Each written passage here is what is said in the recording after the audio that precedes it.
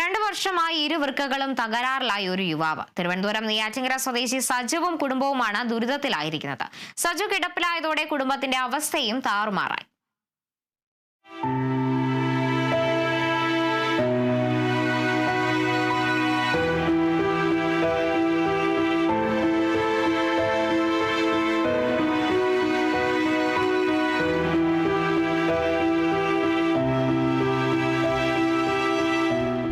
വർഷം മുമ്പാണ് നെയ്യാറ്റിൻകര സ്വദേശിയായ സജുവിന് വൃക്കരോഗം സ്ഥിരീകരിക്കുന്നത്.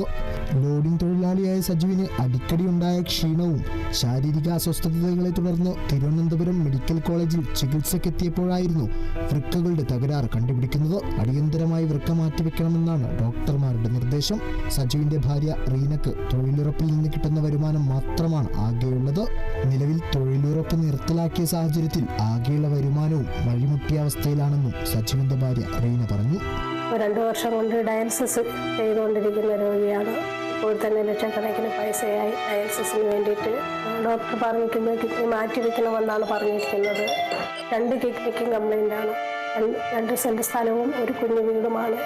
2 മക്കൾ പഠിക്കുന്നു. ഞങ്ങൾക്ക് വേറെ നിവൃത്തിയില്ല.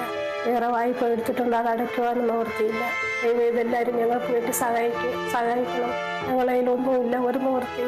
നാട്ടുകാരുടെ സഹകരണം കൊണ്ടാണ് ഞങ്ങൾ ഇത്രയും ദിവസം ഞങ്ങളോട് കഴിച്ചുകൂടിയത്. ആശുപത്രി പോകാനും അവർ ഞങ്ങൾക്ക് തന്നാണ് സഹായിച്ചത്.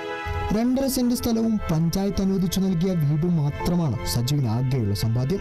മക്കളുടെ വിദ്യാഭ്യാസത്തിനായും ചികിത്സക്കായും വായ്പ എടുത്തത് പല അടവുകളും മുടങ്ങിയ അവസ്ഥയിലാണ്.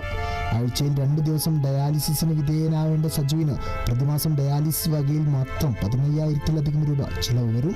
മധ്യവൃത്തിക്ക് പോലും ബുദ്ധിമുട്ടുന്ന കുടുംബത്തിന് കൈത്താങ്ങാണ് ഇനി ആവശ്യം. Kerala vision news, Thiruvananthapuram.